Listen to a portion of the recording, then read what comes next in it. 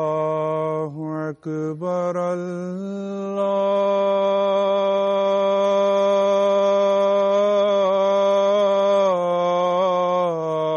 الله أكبر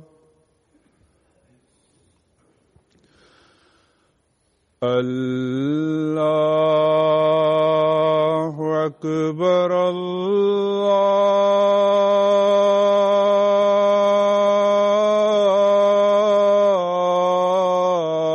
الله أكبر أشهد أن لا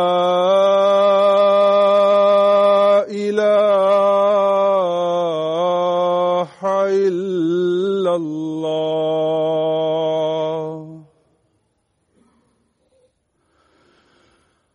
أشهد أن لا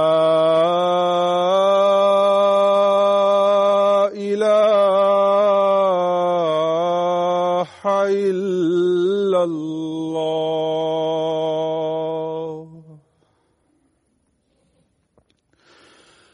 أشهد أن محمدًا رسول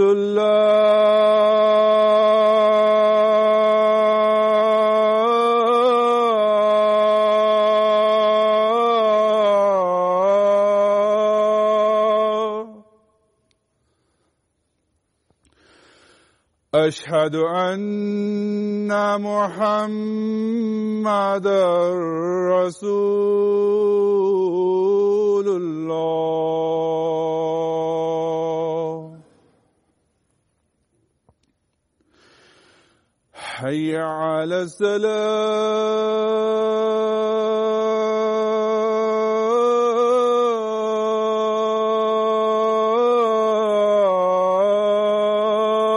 الصلاة حي على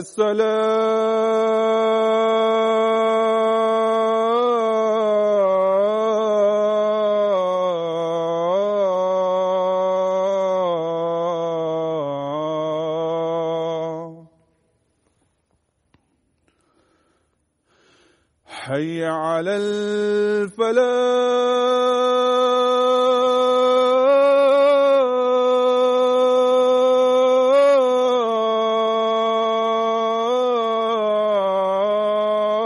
الفلاح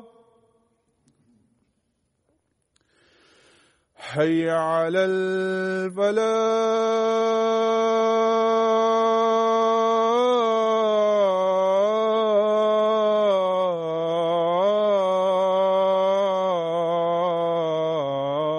الفلاح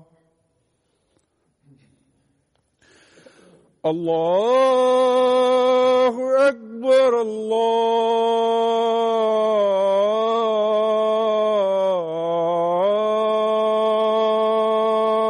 الله أكبر لا إله إلا الله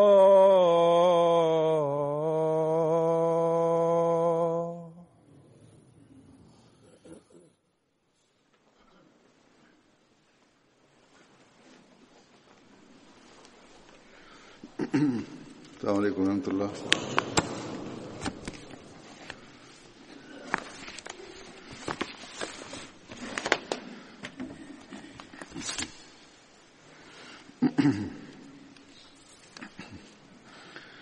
أشهد أن لا إله إلا الله وحده لا شريك له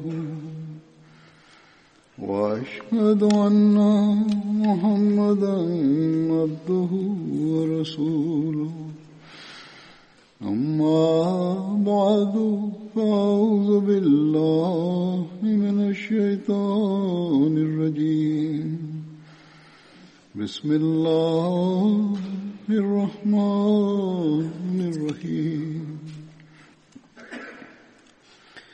الحمد لله رب العالمين الرحمن الرحيم مالك يوم الدين إياك نعبد وإياك نستعين اهدنا الصراط المستقيم صراط الذين أنعمت عليهم غير المغضوب عليهم ولا الضالين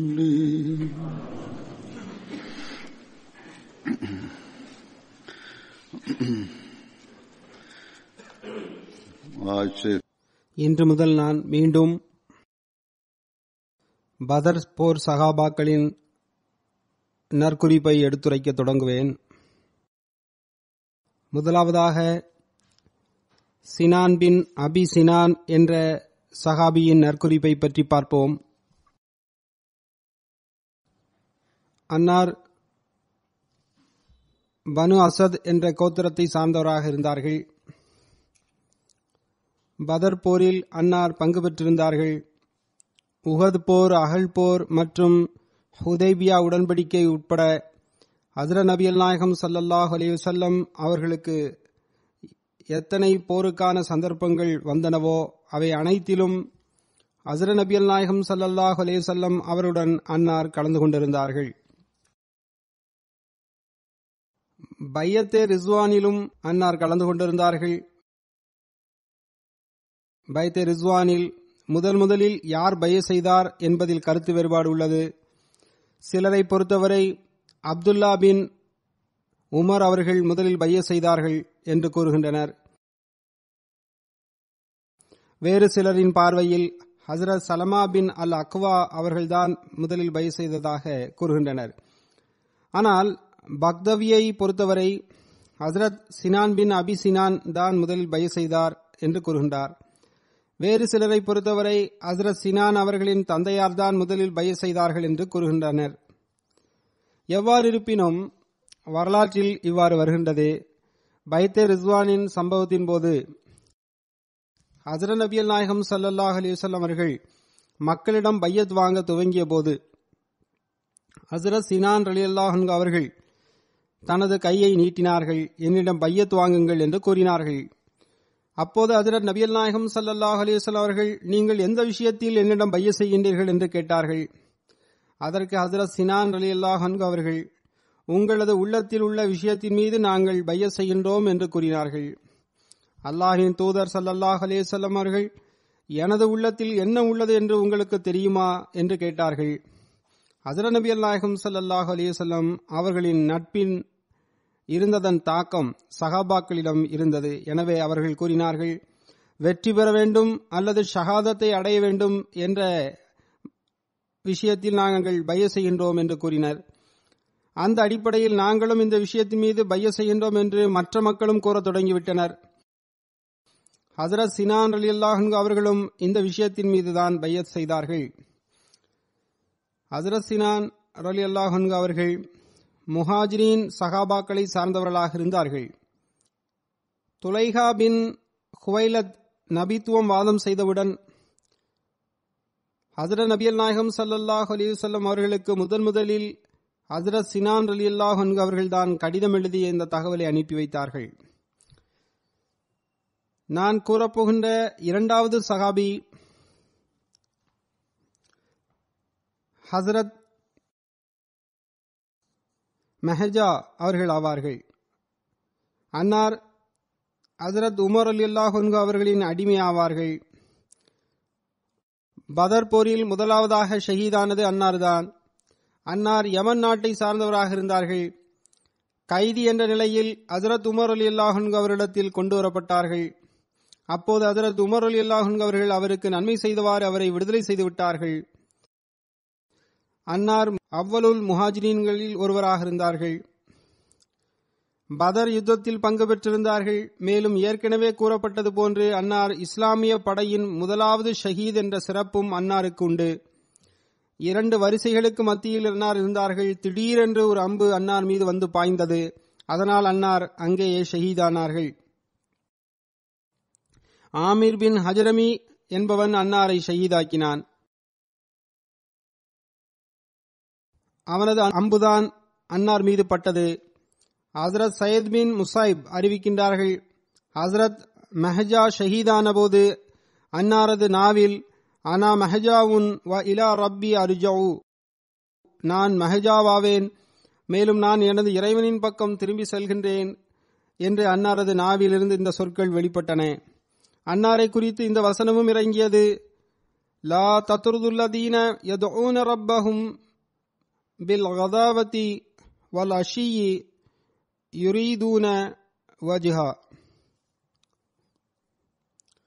நீர் தனது ரப்பின் திருப்தியை வேண்டியவாறு காலையிலும் மாலையும் தனது இறைவனை அழைக்கின்ற மக்களை நீர் விரட்டாதீர். அன்னாரை தவிர்த்து ஹசரத் பிலால், ஹசரத் சுஹைப், ஹசரத் குபாப், ஹசரத் அம்மார், ஹசரத் உத்பா பின் கஸ்வான், ஹசரத் அஸ்வஸ், ஹசரத் அவுஸ் பின் ஹுலி, ஹசரத் ஆமிர் பின் பஹைரா ஆகியோரும் அந்த சகாபாக்களில் அடங்குவார்கள். இதனால் ஹசரத் நபி நாயகம் ஸல்லல்லாஹு அலைஹி வஸல்லம் அவர்கள் ஏழைகளை விரட்டி வந்தார்கள் என்று பொருள் கொள்ளக்கூடாது. ஹசரத் நபி நாயகம் ஸல்லல்லாஹு அலைஹி வஸல்லம் அவர்கள் ஏழைகளிடம் அன்பும் கண்ணியமும் மரியாதையும் மற்றும் பரிவும் கொண்டிருந்தார்கள். தன்னிகரற்ற முன்மாதிரியை வெளிப்படுத்தியிருந்தார்கள். அதை பற்றி நமக்கு நபிமொழிகளிலிருந்தும் சம்பந்தப்பட்ட அந்த ஏழைகளின் கூற்றிலிருந்தும் நமக்கு தெரிய வருகின்றது. இந்த வசனத்தில் எந்த செல்வந்தர்கள் மற்றும் பெரியவர்கள் தமக்கு அதிகமான மதிப்பும் மரியாதையும் கிடைக்க வேண்டும் என்று கருதி வந்தார்களோ அவர்களுக்குரிய பதில்தான் இந்த வசனத்தில் உள்ளது. அல்லாஹ் கூறினான், நான் எனது தூதருக்கு கட்டளையிட்டுள்ளேன், அவரிடம் கூறியுள்ளேன், அதாவது இறை வணக்கத்திலும் இறைவனை நினைவு கூறுவதிலும் முன்னேறியுள்ள ஏழைகளின் கண்ணியமும் மரியாதையும் அல்லாஹ்வின் பார்வையில் செல்வந்தர்களின் செல்வம் மற்றும் குடும்ப கௌரவத்தை விட மிக உயர்ந்ததாகும். அல்லாஹ்வின் தூதர் தமக்கு அல்லாஹ் எதற்கு கட்டளையிட்டுள்ளானோ அதனையே அவர் செய்வார். எனவே இந்த வசனத்தில் இவ்வாறுதான் பதில் தரப்பட்டுள்ளது. உண்மையில் எந்த செல்வந்தர்கள் தங்களது அந்தஸ்து மிக உயர்ந்தது என்று கருதி வந்தார்களோ அவர்களுக்கே அல்லாஹ் இந்த வசனத்தில் பதிலளித்துள்ளான்.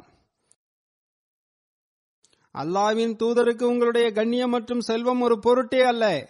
அல்லாஹ்வின் பார்வையிலும் சரி, அவனுடைய தூதரின் பார்வையிலும் சரி, இறைவனின் நினைவில் இருக்கின்ற ஏழைகளே மிகவும் அன்பிற்குரியவர்களாவர். அடுத்த சஹாபி ஹசரத் ஆமிர் பின் மஹலத் என்பவராவார். அன்னாருடைய தாயாரின் பெயர் உம்மாரா பின் ஹன்சா ஆகும். ஹஜ்ரஜ் கோத்திரத்தை சார்ந்தவராக அவர் இருந்தார். பதர், உஹது போர்களிலும் அந்த சஹாபி பங்கு பெற்றிருந்தார். உஹது நாளன்று அன்னார் ஷஹீதானார். அடுத்த சஹாபி இவர் ஹாத்திப் பின் அம்ர் பின் அப்தே ஹைஸ் அப்தே ஷம்ஸ் ஆவார்.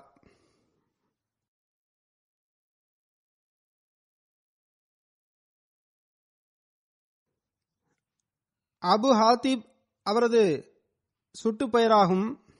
அவர் பனு ஆமிர் பின் லூயி கோத்திரத்தை சார்ந்தவராக இருந்தார்.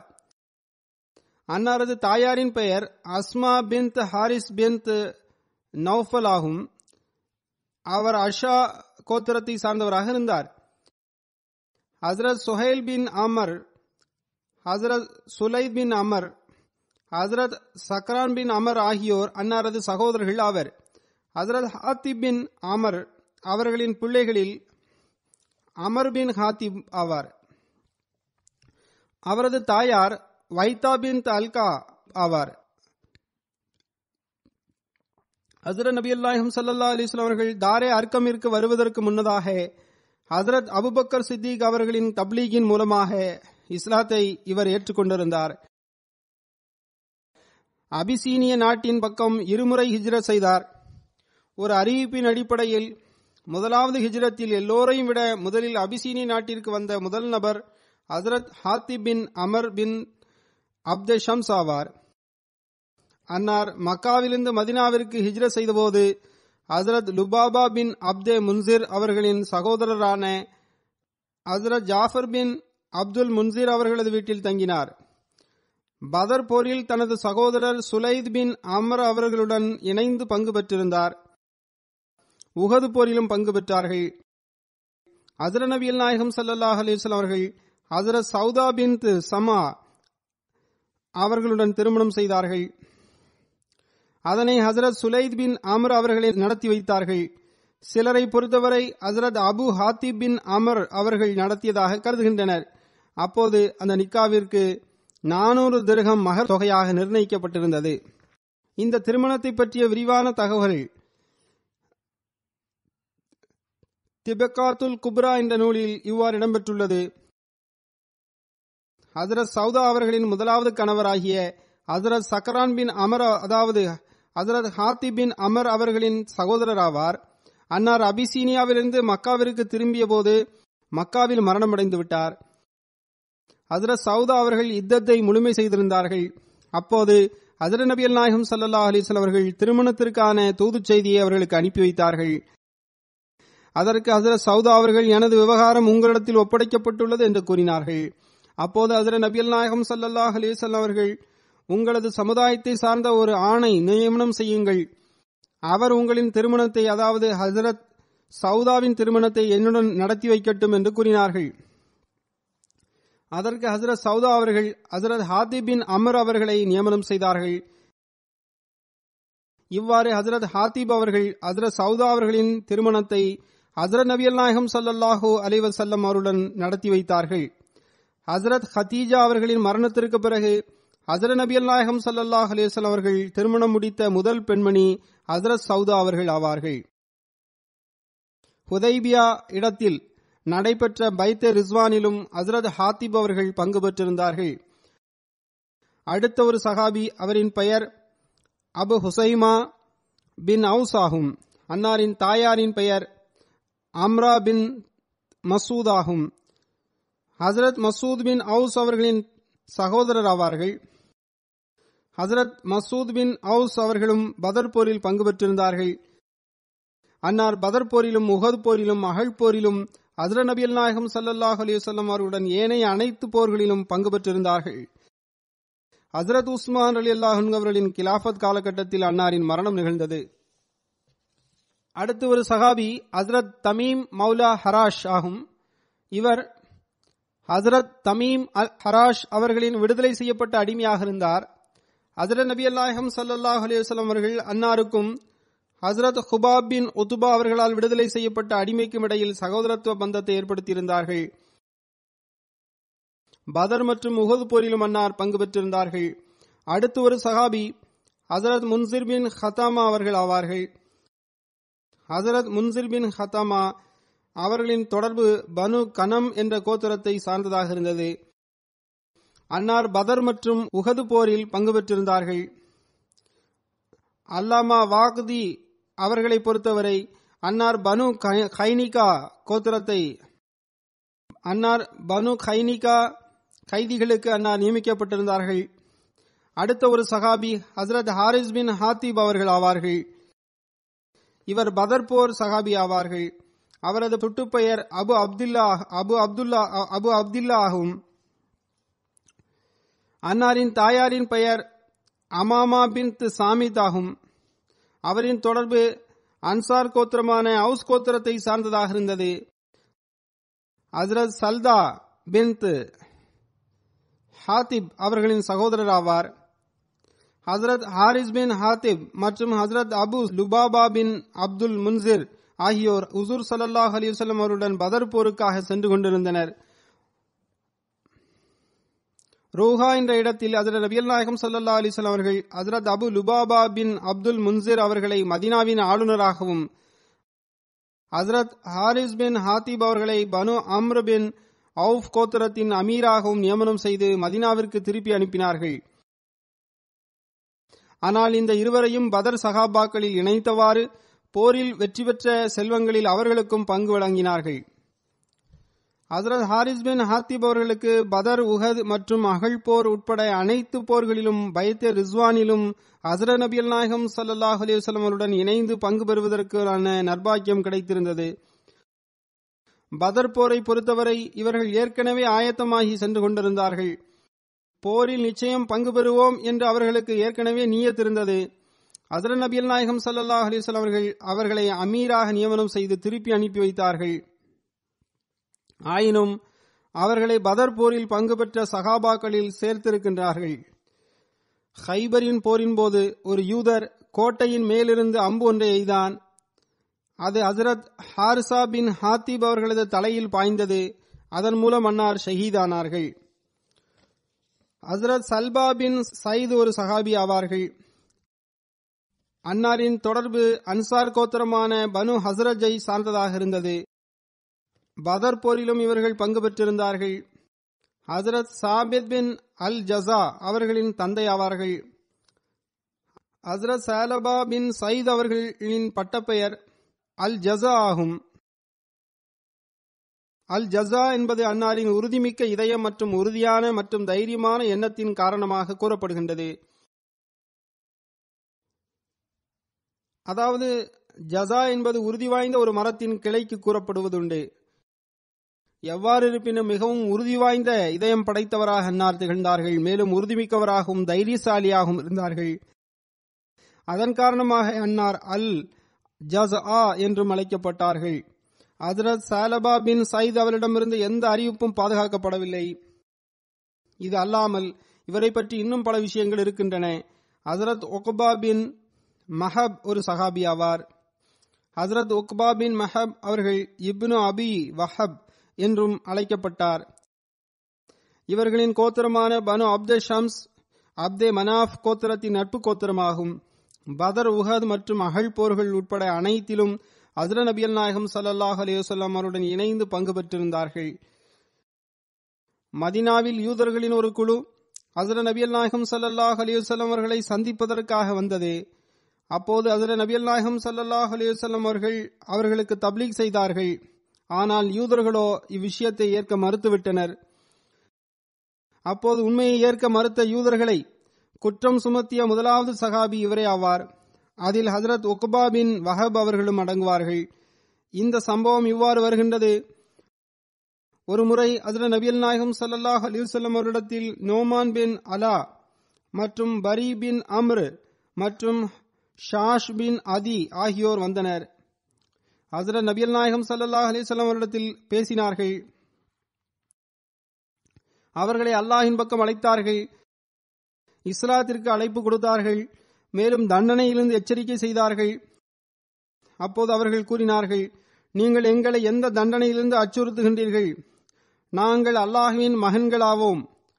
மேலும் நாங்கள் அல்லாஹ்விற்கு மிகவும் நேசத்திற்குரியவர்களாவோம். கிறிஸ்துவர்களும் அவ்வாறே கூறுகின்றனர். அல்லாஹ் இவர்களை பற்றி இந்த வசனத்தை இறக்கினான்.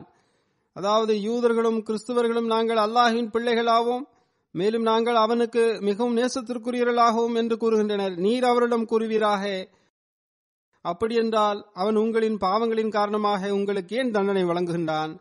எனவே நீங்கள் கூறுவது போன்று அல்ல, மாறாக அல்லாஹ் படைத்தவர்களில் நீங்களும் ஒரு மனிதர்களே. அவன் தான் நாடியவர்களை மன்னிக்கின்றான், தான் நாடியவர்களை தண்டிக்கின்றான். வானம் மற்றும் பூமியின் அரசாட்சியும் அவ்விரண்டிற்கும் இடைப்பட்ட அரசாட்சியும் அவனுக்கே உரியன. இறுதியில் நாம் அனைவரும் அவன் பக்கமே திரும்பி செல்ல இருக்கின்றோம். இப்னு இஸ்ஹாக் அவர்களின் பார்வையில் ஹஜ்ரத் நபிகள் நாயகம் ஸல்லல்லாஹு அலைஹி வஸல்லம் அவர்கள் யூத கூட்டத்தினருக்கு இஸ்லாத்திற்கான அழைப்பை விடுத்தார்கள். அவர்களை அதன் பக்கம் அழைத்து கவனமூட்டினார்கள். அல்லாஹ் அல்லாதவற்றின் விவகாரங்களில் அல்லாஹ்வின் தண்டனை குறித்து அவர்களை எச்சரிக்கை செய்தார்கள். அப்போது அவர்கள் ஹஜ்ரத் நபிகள் நாயகம் ஸல்லல்லாஹு அலைஹி வஸல்லம் அவர்களை மட்டுமல்ல, மாறாக அன்னார் கொண்டு வந்த போதனையையும் நிராகரித்து விட்டனர். அதனால் ஹஜ்ரத் மாஸ் பின் ஜபல் மற்றும் சாத் பின் உபாதா மற்றும் ஹஜ்ரத் உக்பா பின் வஹப் ஆகியோர் அந்த யூதரிடம் கூறினர், யூத கூட்டத்தினரே, நீங்கள் அல்லாஹுக்கு அஞ்சுங்கள். அவர் அல்லாஹின் தூதராவார். நீங்கள் அவர் தோன்றுவதற்கு முன்பு அவரை பற்றி எங்கள் மத்தியில் பேசி வந்துள்ளீர்கள். எங்களுக்கு அவருடைய பண்புகளை எடுத்துரைத்துள்ளீர்கள். அப்போது ராஃபி பின் ஹரீம்லா மற்றும் வஹப் பின் யஹூசா கூறினார்கள், நாங்கள் இவரை பற்றி கூறவில்லை. மேலும் ஹஜ்ரத் மூசா அலைஹிஸ்ஸலாம் அவர்களுக்கு பிறகு எந்த ஒரு வேதமும் இறங்கியதாகவும் இறங்கப் போவதாகவும் நாங்கள் கூறியதில்லை.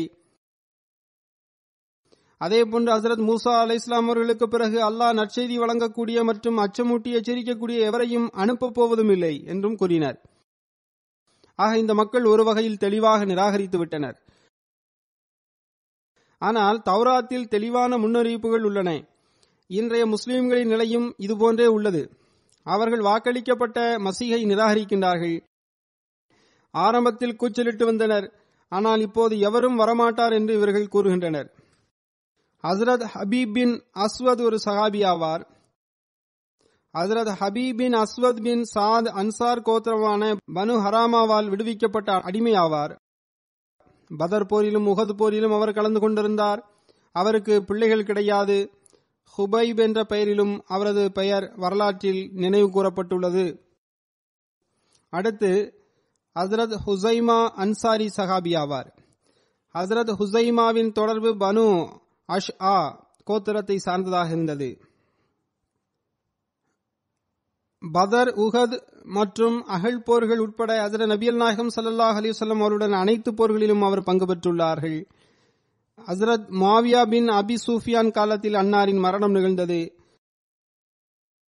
ஹஜ்ரத் ராஃபி பின் ஹாரிஸ் ஒரு சஹாபி ஆவார். அவரது பெயர் ராஃபி பின் ஹாரிஸ் பின் சவாத் ஆகும். அன்சார் கோத்திரமான பனு நஜ்ஜார் கோத்திரத்தை சார்ந்தவராக அவர் இருந்தார். பதர், உஹத் மற்றும் அகல் போர் உட்பட அனைத்து போர்களிலும் நபியல் நாயகம் ஸல்லல்லாஹு அலைஹி வஸல்லம் அவருடன் அன்னார் பங்கு பெற்றுள்ளார். ஹஜ்ரத் உஸ்மான் ரலியல்லாஹு அன்ஹு அவர்களின் காலத்தில் கிலாஃபத் காலகட்டத்தில் அன்னார் மரணமடைந்தார்கள். ஹஜ்ரத் ராஃபி பின் ஹாரிஸ் அவர்களுக்கு மகன் ஒருவர் இருந்தார். அவரது பெயர் ஹாரிஸ் ஆகும். அடுத்து ரஹேலா பின் சால்பா அன்சாரி மற்றும் பதர் போர் சஹாபி ஆவார். அவரது பெயரும் பல வகைகளில் கூறப்பட்டுள்ளது. சிலர் ருஹைலா என்றும் சிலர் ருஜைலா என்றும் கூறுகின்றனர். அன்னாரின் தந்தை பெயர் சால்பா பின் ஹாலித் ஆகும். பதர் மற்றும் உஹது போரில் பங்கு பெற்றார்கள். அவரின் தொடர்பு ஹஜ்ரஜ் கோத்திரத்தின் ஒரு கிளையான பனு பயாலாவை சார்ந்ததாக இருந்தது. அன்னார் ஹஜ்ரத் அலி அவர்களுடன் சஃபைன் போரிலும் பங்கு பெற்றார்கள். ஹஜ்ரத் ஜாபிர் பின் அப்துல்லா பின் ரியாப் ஒரு சஹாபி ஆவார். அன்சார்களில் முதலில் இஸ்லாத்தை ஒப்புக்கொண்ட 7 நபர்களில் ஹஜ்ரத் ஜாபிர் அவர்களும் அடங்குவார்கள். ஹஜ்ரத் ஜாபிர் அவர்கள் பதர், உஹத் மற்றும் அகல் போர் உட்பட ஏனைய அனைத்து போர்களிலும் ஹஜ்ரத் நபியல் நாயகம் ஸல்லல்லாஹு அலைஹி வஸல்லம் அவருடன் பங்கு பெற்றிருந்தார்கள். அன்னார் ஹஜ்ரத் நபியல் நாயகம் ஸல்லல்லாஹு அலைஹி வஸல்லம் அவரிடமிருந்து பல அறிவிப்புகளையும் செய்துள்ளார்கள். பைத்தே உக்பா மற்றும் ஊலா நிகழ்வின் போது அன்சார்களிலிருந்து முதலில் இஸ்லாத்தை ஒப்புக்கொண்ட நபர் இவரே ஆவார். அன்சார்களில் சிலர் ஹஜ்ரத் நபியல் நாயகம் ஸல்லல்லாஹு அலைஹி வஸல்லம் அவர்களிடம் உக்பா ஊலாவின் இரவில் சந்தித்தார்கள். அப்போது அன்னார், நீங்கள் எந்த கோத்திரத்தை சார்ந்தவர்கள் என்று கேட்டார்கள். அதற்கு அன்னார் முழு விவரத்தையும் எடுத்துக் கூறினார்கள். பனு நஜ்ஜார் கோத்திரத்தின் 6 நபர்களே இருந்தனர். சாத் பின் லராரா, அவுஃப் பின் ஹாரிஸ் பின் ரஃபா பின் அவுஃபர் மற்றும் ராஃபி பின் மாலிக் பின் அஜ்லான் மற்றும் ஹத்பா பின் ஆமிர் பின் அதீதா மற்றும் ஒக்பா பின் ஆமிர் பின் நாவி பின் ஜயித் மற்றும் ஜாபிர் பின் அப்துல்லா ஆகியோர் அடங்குவர். இந்த அனைத்து மக்களும் முஸ்லீமாக இருந்தார்கள். இவர்கள் மதீனாவிற்கு வந்தபோது மதீனாவாசிகளிடம் ஹஜ்ரத் நபியல் நாயகம் ஸல்லல்லாஹு அலைஹி வஸல்லம் அவர்களை பற்றி கூறினார்கள். மேலும் அங்கு தப்லீகும் செய்தார்கள். ஹஜ்ரத் சாபித் பின் இக்ராம் பின் சால்பா ஒரு பதர் போர் சஹாபி ஆவார். அவரது பெயர் ஹஜ்ரத் சாபித் பின் இக்ராம் பின் சால்பா பின் அதீதி பின் அஜ்லான் ஆகும். பனு அம்ர் பின் அவுஃப் என்ற அன்சாரி கோத்திரத்தை சார்ந்தவராவார். அன்னார் பதர் உட்பட அனைத்து போர்களிலும் ஹஜ்ரத் நபியல் நாயகம் ஸல்லல்லாஹு அலைஹி வஸல்லம் அவருடன் பங்கு பெற்றிருந்தார். ஹஜ்ரத் நபியல் நாயகம் ஸல்லல்லாஹு அலைஹி வஸல்லம் அவர்கள் மதீனாவிற்கு வந்தபோது ஆசிம் பின் அதி அவர்களுக்கு பள்ளிவாசலை கொடுத்து இதில் ஒரு இடத்தில் உங்கள் வீட்டை கட்டிக்கொள்ளுங்கள் என்று கூறினார்கள். ஆனால் ஆசிம் அவர்கள், அல்லாஹ்வின் தூதரவர்களே, நான் இந்த பள்ளிவாசலை வீடாக மாற்ற மாட்டேன் என்று கூறினார். இதில் அல்லாஹ் எதனை இறக்க வேண்டுமோ அதனை இறக்கியுள்ளான். வேண்டுமென்றால் நீங்கள் இதனை சாபித் பின் இக்ராம் அவர்களுக்கு வழங்கிவிடுங்கள் என்றும் அவர் கூறினார். ஏனென்றால் அவருக்கு வீடு எதுவும் இருக்கவில்லை. அந்த சஹாபிக்கு ஹஜ்ரத் நபிகள் நாயகம் ஸல்லல்லாஹு அலைஹி வஸல்லம் அவர்கள் சாபித் பின் இக்ராமிற்கு அந்த இடத்தை கொடுத்து விட்டார்கள். அவருக்கு பிள்ளைகள் எதுவும் கிடையாது.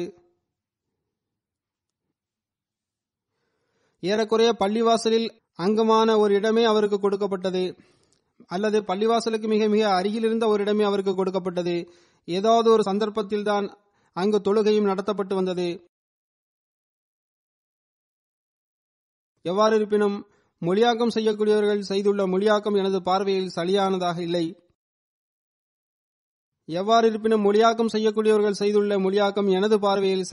இல்லை. சில விஷயங்களின் விளக்கம் இருக்கின்றது. எனவே ரிசர்ச் செல் பிரிவை சார்ந்தவர்கள் இதனை கவனத்தில் கொள்ள வேண்டும். இதனை ஆய்வு செய்து சரியான முறையில் எனக்கு அனுப்பி வைக்க வேண்டும். வெறும் பள்ளி குழந்தைகளை போன்று மொழியாக்கம் செய்து அனுப்பக்கூடாது. பிறகு மூத்தா போரில் ஹஜ்ரத் அப்துல்லா பின் ரவாஹாவின் ஷஹாதத்திற்கு பிறகு இஸ்லாமிய கொடியை ஹஜ்ரத் சாபித் பின் இக்ராம் அவர்கள் ஏற்றி பிடித்தார்கள். மேலும் முஸ்லிம் கூட்டத்தினரே, உங்களில் ஒருவரை உங்களது தலைவராக ஆக்கிக் கொள்ளுங்கள் என்றும் கூறினர். மக்கள் கூறினர், நாங்கள் உங்களை தலைவராக்க விரும்புகின்றோம் என்று கூறினர். அதற்கு அவர், என்னால் அவ்வாறு செய்ய முடியாது என்று கூறினார். அப்போது ஹாலித் பின் வலீத் அவர்களை தமது தலைவராக மக்கள் ஆக்கிக் கொண்டார்கள். இப்னு ஹஷாத் சீரத்துன் நபி இவ்வாறு வருகின்றது, வரலாற்றிலும் வருகின்றது. மூத்தா போரில் சந்தர்ப்பத்தின் போது முஸ்லிம்கள் எதிரி படையினரை கண்டனர். எதிரிகளின் எண்ணிக்கையும் அவர்களின் போர் தளவாடங்களையும் பார்த்து இந்த படை எவராலும் எதிர்கொள்ள முடியாது என்று எண்ணினர். ஹஜ்ரத் அபு ஹுரைரா அவர்கள் அறிவிக்கின்றார்கள், நான் மூத்தா போரில் பங்கு பெற்றேன். எதிரி எங்களுக்கு அருகில் வந்த உடன் நாங்கள் பார்த்தோம், அவர்கள் எண்ணிக்கையிலும் ஆயுதங்களிலும் குதிரைகள் மற்றும் தங்கம் மற்றும் பட்டாடை போன்றவற்றிலும் அவர்களை எதிர்த்து போரிடுவது எவராலும் முடியாத காரியமாக இருந்தது. இதை பார்த்து எனது கண்கள் சோர்ந்து விட்டன. அப்போது சாபித் பின் இக்ராம் என்னிடத்தில் கூறினார்கள், அபு ஹுரைராவே, நீர் மிகப்பெரிய ஒரு படையை பார்த்தது போன்று உமது கண்கள் சோர்ந்து விட்டன. அதற்கு ஹஜ்ரத் அபு ஹுரைரா அவர்கள் கூறினார்கள், ஆம், உண்மைதான் என்றார். அப்போது ஹஜ்ரத் சாபித் பின் அக்ரம் அவர்கள் இவ்வாறு கூறினார்கள், நீங்கள் எங்களுடன் பதர் போரிலும் பங்கு பெற்றிருந்தீர்கள். அங்கும் அதிகமான எண்ணிக்கையின் மூலமாக நமக்கு வெற்றி கிடைக்கவில்லை, மாறாக அல்லாஹ்வின் அருளாலேயே நமக்கு வெற்றி கிடைத்தது. இங்கும் அதுபோன்றே நடைபெறும். ஹஜ்ரத் அபுபக்கர் அவர்களின் கிலாஃபத் காலகட்டத்தில் முர்த்ததாகி போன மக்களை எதிர்கொள்வதற்காக அன்னார் ஹஜ்ரத் காலித் பின் வலீத் அவருடன் சென்றார்கள். ஹஜ்ரத் காலித் பின் வலீத் மக்களை எதிர்ப்பதற்காக வெளியேறிய சமயத்தில் பாங்கோசை கேட்டால் தாக்குதல் நடத்த மாட்டார்கள், பாங்கோசை கேட்காவிட்டால் தாக்குதல் நடத்துவார்கள் அந்த முர்த்தத்தான அந்த மக்களுக்கு எதிராக. அன்னார் இந்த சமுதாயத்திடம் அனுப்பி வைக்கப்பட்டார்கள். அந்த சமுதாயம் பதாகா என்ற இடத்தில் இருந்தது. அன்னார் ஹஜ்ரத் காஷா பின் மஹசன் மற்றும் ஹஜ்ரத் சாபித் பின் அக்ரம் எதிரிகளை பற்றிய செய்தியை சேகரித்து வர இருவரையும் ஒற்றராக அனுப்பி வைத்தார்கள். இருவரும் குதிரையில் சவாரி செய்து சென்றனர். ஹஜ்ரத் உகாஷாவின் குதிரையின் பெயர் அல் சராம் ஆகும். சாபித் அவர்களின் குதிரையின் பெயர் அல் மொஹ்பிர் ஆகும். எவ்வாறு இருப்பினும் இரு பிரிவினரும் எதிரெதிரே நின்றனர். துலைஹா மற்றும் அவரது சகோதரர் சலமா அவர்களை நேரடியாக சந்தித்தனர்.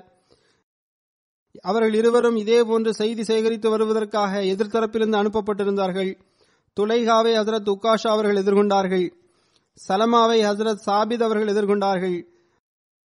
அந்த இரு சகோதரர்களும் இந்த இரு சஹாபிகளை ஷஹீதாக்கிவிட்டார்கள். ஒரு அறிவிப்பில் வருகின்றது, நாங்கள் 200 சவாரிகளை கொண்ட படையினர் முன்னே சென்று கொண்டிருந்தோம். ஜயித் பின் ஹதாப் எங்களின் அமீராக இருந்தார். சாபித் மற்றும் உகாஷா எங்களுக்கு முன்னால் இருந்தனர். நாங்கள் அவர்களை கடந்து சென்றபோது அந்த காட்சி பார்ப்பதற்கு எங்களுக்கு மிகவும் கடினமானதாக இருந்தது. ஏனென்றால் அவர்களின் ஷஹாதத் சம்பவத்திற்கு பிறகுதான் அந்த படை அந்த இடத்தை கடந்து சென்றது. ஹஜ்ரத் காலித் மற்றும் ஏனைய முஸ்லிம்கள் எங்களுக்கு பின்னால் இருந்தனர். நாங்கள் அந்த கொலை செய்யப்பட்டவர்களுக்கு மிக அருகில் நின்று கொண்டிருந்தோம். ஹஜ்ரத் காலித் அவர்கள் வந்தார்கள். அவர்களின் கட்டளைகளுக்கு ஏற்ப நாங்கள் சாபித் மற்றும் உகாஷா அவர்களை ரத்தம் படிந்த ஆடைகளுடன் அங்கேயே அடக்கம் செய்துவிட்டோம். அறிவிப்பில் வருகின்றது, துலைஹா முஸ்லிமானவுடன் ஹசரத் அமீருல் முமினீன் ஹசரத் உமர் ரலியல்லாஹு அன்ஹு அவரிடத்தில் கூறினார்கள், நான் உங்கள் மீது அன்பு கொள்ளவில்லை, என்னால் உங்கள் மீது அன்பு கொள்ளவும் முடியாது. நீங்கள் முஸ்லிம்களாகிய ஹசரத் உக்காஷா மற்றும் ஹசரத் சாபித் பின் இக்ராம் அவர்களை கொலை செய்திருக்கின்றீர்கள். துலைஹா கூறினார், அமீருல் முமினீன் அவர்களே, எனது கரங்களின் மூலமாக அல்லாஹ் அவர்களுக்கு கண்ணியத்தை வழங்கியுள்ளான். ஹசரத் முஹம்மது பின் உமர் அவர்கள் கூறுகின்றார்கள், ஹசரத் சாபித் அவர்களை துலைஹா ஹிஜ்ரி 12ஆம் ஆண்டு பதாகா என்ற இடத்தில் ஷஹீதாக்கினார். ஹசரத் சல்மா பின் சலாமா பதர் போர் சஹாபி ஆவார். ஹவுஸ் கோத்திரத்தின் குடும்பத்தினராகிய பனு அஷ்அர் கோத்திரத்தோடு தொடர்புடையவராவார். ஹசரத் நபி நாயகம் ஸல்லல்லாஹு அலைஹி வஸல்லம் அவர்கள் மதீனாவிற்கு வருவதாக தகவல் கிடைத்தது. அப்போது அவர்கள்தான் மக்களில் முதலில் ஹசரத் நபி ஸல்லல்லாஹு அலைஹி வஸல்லம் அவர்கள் மீது நம்பிக்கை கொண்டார்கள். அன்னார் பைத்தே ஒக்குபா மற்றும் ஊலா மற்றும் சானியா மூன்றிலும் பங்கு பெற்றிருந்தார்கள். மேலும் பதர் உட்பட அனைத்து போர்களிலும் ஹசரத் நபி நாயகம் ஸல்லல்லாஹு அலைஹி வஸல்லம் அவருடன் அன்னார் பங்கு பெற்றிருந்தார்கள். ஹசரத் உமர் அவர்கள் அன்னாரை தமது கிலாபத் காலகட்டத்தில் யமாமா நாட்டினுடைய ஆட்சியாளராக நியமித்தார்கள். உமர் பின் கதாதா கூறுகின்றார்கள், ஹசரத் நபி நாயகம் ஸல்லல்லாஹு அலைஹி வஸல்லம் அவர்கள் ஹசரத் சலமா பின் சலாமா மற்றும் அபு சப்ஸா பின் அபி ரகம் இடையே சகோதர பந்தத்தை ஏற்படுத்தியிருந்தார்கள். ஆனால் இப்னு இஸ்ஹாக்கின் கருத்தின்படி சலமா பின் சலாமா மற்றும் ஹசரத் ஜுபைர் பின் அல் ஹவாம் அவர்களுக்கிடையில் சகோதரத்துவ பந்தத்தை ஏற்படுத்தினார்கள். அன்னார் தனது குழந்தை பருவத்தின் ஒரு சம்பவத்தை தானே கூறி வந்தார்கள். நான் சிறுவனாக இருந்தபோது எனது குடும்பத்தை சார்ந்த சிலர் அமர்ந்திருந்தார்கள். ஒரு யூத அறிஞர் ஒருவர் அங்கு வந்தார். அவர் எங்களிடம் மறுமை குறித்தும் கேள்வி கணக்கு குறித்தும் சொர்க்கம் நரகம் குறித்தும் கூறத் தொடங்கினார். மேலும் இணை வைப்பவர்களும் சிலை வணங்கிகளும் நரகத்திற்கு சென்று விடுவார்கள் என்று அவர் கூறினார். அன்னாரின் குடும்பத்தினர்கள் சிலை வணங்கிகளாக இருந்த காரணத்தினால் மரணத்திற்கு பிறகு மக்கள் மீண்டும் உயிர் பெற்று விடுவார்கள் என்ற உண்மையை புரிய முடியாதவர்களாக அவர்கள் இருந்தனர். அவர்கள் அந்த யூத அறிஞரிடம் உண்மையிலேயே மரணத்திற்கு பிறகு மக்கள் மீண்டும் உயிர்ப்பிக்கப்படுவார்களா என்று கேட்டனர். மறுமை வாழ்க்கையை குறித்து அவர்களுக்கு எந்த சிந்தனையும், தனது செயல்களுக்குரிய கூலி வழங்கப்படும் என்ற சிந்தனையும் அவர்களுக்கு இல்லாமல் இருந்தது. அப்போது அந்த யூத அறிஞர் கூறினார், ஆம், நீங்கள் மீண்டும் உயிர்ப்பிக்கப்படுவீர்கள். அதற்கு அவர்கள் அதற்கான அடையாளம் என்ன என்று கேட்டார். அதற்கு அந்த யூத அறிஞர் என்னை நோக்கி சைகை செய்தவாறு, இதோ இந்த குழந்தை சிறியவனாக இருக்கின்றான், இவன் பெரியவனாகி விடுகின்ற போது இவன் நிச்சயமாக அந்த நபியை கண்டுகொள்வான் என்று கூறினார். ஹசரத் சலமா அவர்கள் கூறுகின்றார்கள், இந்த சம்பவம் நடந்து சில ஆண்டுகளே கழிந்த நிலையில் ஹசரத் நபி நாயகம் ஸல்லல்லாஹு அலைஹி வஸல்லம் அவர்களின் வருகை பற்றிய தகவல் எங்களுக்கு கிடைத்தது. மேலும் நாங்கள் அனைவரும் ஈமான் கொண்டு விட்டோம். சிலை வணங்கிகளாகவும் நெருப்பு வணங்கிகளாகவும் இருந்த அனைவரும் ஈமான் கொண்டனர். அப்போது அந்த யூத அறிஞரும் உயிருடன் தான் இருந்தார். அவர் உயிருடன் இருந்த போதிலும் பொறாமையின் காரணமாக அவர் நம்பிக்கை கொள்ளவில்லை என்று கூறுகின்றனர். நீங்கள் தான் எங்களுக்கு ஹஜ்ரத் நபிகள் நாயகம் ஸல்லல்லாஹு அலைஹி வஸல்லம் அவர்களது வருகையை பற்றிய செய்தியை கூறினீர்கள். இப்போது நீங்களே ஈமான் கொள்ள மறுக்கின்றீர்களே என்று நாங்கள் அவரிடம் கேட்டபோது, நான் கூறிய நபி இவர் அல்ல என்று அவர் கூறினார். இதே நிலையில், அதாவது நிராகரிப்பு நிலையிலேயே, அவர் குஃப்ரி நிலையிலேயே அவர் மரணித்து விட்டார். ஹஜ்ரத் உஸ்மான் ரலியல்லாஹு அன்ஹு அவர்களின் காலகட்டத்தில் குழப்பங்கள் தலை தூக்கிய போது அன்னார் தனிமையை மேற்கொண்டார்கள். மேலும் தங்களை முழுமையாக இறை வணக்கத்தில் ஈடுபடுத்திக் கொண்டார்கள். ஏனென்றால் அப்போது குழப்பம் அதிகமாக பரவிக்கொண்டிருந்தது. இறை வணக்கம் மட்டுமே செய்து வந்தார்கள். அவர்களது மரணத்தை பற்றி கருத்து வேறுபாடு உள்ளது. சிலர் ஹிஜ்ரி 34ஆம் ஆண்டு இறந்ததாகவும் வேறு சிலரோ ஹிஜ்ரி 45ஆம் ஆண்டு இறந்ததாகவும் கூறுகின்றனர். மரணிக்கின்ற போது அவருடைய வயது 74 இருந்தது. மேலும் அன்னார் மதீனாவிலேயே மரணித்தார்கள். அடுத்து ஹஜ்ரத் ஜபர் பின் அத்தீக் என்ற பதர் போர் சஹாபி ஆவார். பதர் உட்பட ஏனைய அனைத்து போர்களிலும் ஹஜ்ரத் நபி நாயகம் ஸல்லல்லாஹு அலைஹி வஸல்லம் அவருடன் அவர் கலந்து கொண்டுள்ளார். ஹஜ்ரத் நபி நாயகம் ஸல்லல்லாஹு அலைஹி வஸல்லம் அவர்கள் மரணம் வரை அவர் மதீனாவில் தான் தங்கியிருந்தார். ஹஜ்ரத் நபி நாயகம் ஸல்லல்லாஹு அலைஹி வஸல்லம் அவர்களின் மரணம் வரை அவர் மதீனாவில் தான் தங்கியிருந்தார். ஹஜ்ரத் ஜபர் பின் அத்தீக் அவர்களின் இயற்பெயர் அப்துல்லா ஆகும். அத்தீக் மற்றும் அப்துல்லா ஆகிய 2 மகன்களும் உம்மே சாபித் என்ற ஒரு மகளும் அன்னாருக்கு இருந்தனர். ஹஜ்ரத் நபிகள் நாயகம் ஸல்லல்லாஹு அலைஹி வஸல்லம் அவர்கள் ஹஜ்ரத் ஜபர் பின் அத்தீக் மற்றும் ஹுபாப் பின் அர்த் இருவருக்கும் இடையில் சகோதரத்துவ பந்தத்தை ஏற்படுத்தினார்கள். மக்கா வெற்றி கொள்ளப்பட்ட சமயத்தில் பனு முஆவியா பின் மாலிக்கின் கொடி அன்னாரிடத்தில் தான் இருந்தது. ஹஜ்ரத் ஜபர் பின் அத்தீக்கின் மரணம் ஹிஜ்ரி 61ஆம் ஆண்டு யசீத் பின் முஆவியாவின் காலத்தில் 71வது வயதில் நிகழ்ந்தது. ஹஜ்ரத் சாபித் பின் சலபா அன்னாரது இயற்பெயராகும். சாபித் பின் ஜசர் என்றும் அழைக்கப்பட்டார். அன்னார் 70 அன்சாருடன் பைத்தே உக்பா சானியாவிலும் கலந்து கொண்டார். பதர், உஹது மற்றும் அகழ் போரிலும் அவர் பங்கு பெற்றிருந்தார். மேலும் ஹுதைபியா சம்பவத்திலும் ஹைபர் மற்றும் மக்கா வெற்றியின் சந்தர்ப்பத்திலும் தாயிஃப் போரின் போதும் அன்னார் ஹஜ்ரத் நபிகள் நாயகம் ஸல்லல்லாஹு அலைஹி வஸல்லம் அவருடன் இருந்தார்கள். தாயிஃப் போரில் அன்னார் ஷஹீதாக்கப்பட்டார்கள். ஹஜ்ரத் சாபித் தனது தந்தையான ஹஜ்ரத் சாலபாவுடன் இணைந்து பதர் போரிலும் பங்கு பெற்றிருந்தார். அடுத்து வரும் சஹாபி ஹஜ்ரத் சுஹைல் பின் வஹப் ஆகும். இவரது பெயர் சுஹைல் பின் வஹப் பின் உமர் பின் ஆமிர் குரைஷி ஆகும். அவரது தாயார் பெயர் தாதா ஆகும். ஆயினும் அவர் பேலா என்ற பெயரால் மிகவும் பிரபலமாகி இருந்தார். எனவே அன்னாரும் இப்னு பேலா என்ற பெயரால் மிகவும் பிரபல்யமானார். எனவே யுத்தத்தில் அன்னாரது பெயர் சுஹைல் பின் பேலா என்றும் வருகின்றது. எனவே புத்தகத்தில் அன்னாரது பெயர் சுஹைல் பின் பேலா என்றும் வருகின்றது. இவர் குரைஷிய குடும்பத்தின் பனு பஹர் கோத்திரத்தை சார்ந்தவர். ஆரம்ப காலத்தில் இஸ்லாத்தை ஏற்றுக்கொண்டிருந்தார். இஸ்லாத்தை ஏற்றுக்கொண்ட பிறகு அபிசீனியாவிற்கு சென்றார். அங்கு ஒரு நீண்ட காலம் தங்கியிருந்தார். இஸ்லாத்தை வெளிப்படையாக பிரச்சாரம் செய்ய துவங்கியவுடன் மக்காவிற்கு திரும்பி வந்தார். பின்னர் மீண்டும் ஹஜ்ரத் நபிகள் நாயகம் ஸல்லல்லாஹு அலைஹி வஸல்லம் அவர்களுக்கு பிறகு மதீனாவிற்கு சென்று விட்டார். ஹஜ்ரத் சுஹைல் அவர்களது இரண்டாவது சகோதரர் ஹஜ்ரத் சஃப்வான் பின் பைலாவும் பதர் போரில் பங்கு பெற்றார்கள். பதர் போரில் பங்கு பெற்ற போது அன்னாரின் வயது 34 இருந்தது. உஹது மற்றும் அகழ் போர் உட்பட ஹஜ்ரத் நபிகள் நாயகம் ஸல்லல்லாஹு அலைஹி வஸல்லம் அவருடன் அனைத்து போர்களிலும் பங்கு பெற்றார்கள். அன்னாரது மூன்றாவது சகோதரர் சஹல் ஆவார்கள். அவர் இணை வைப்பவர்கள் சார்பாக பதர் போரில் கலந்து கொண்டார்கள். அல்லாமா இப்னு ஹிஜ்ர் அஸ்கலானி அவர்கள் எழுதுகின்றார்கள், சஹல் மக்காவில் இஸ்லாத்தை ஒப்புக்கொண்டிருந்தார். ஆனால் யாரிடமும் தான் முஸ்லிமானதை வெளிப்படுத்தி இருக்கவில்லை. குறைஷிகள் அன்னாரை பதர் போரில் அழைத்து சென்று விட்டார்கள். பின்னர் அன்னார் கைது செய்யப்பட்டார்கள். ஹஜ்ரத் இப்னு மசூத் அவர்கள் அன்னார் குறித்து இவ்வாறு சாட்சி வழங்கினார்கள்.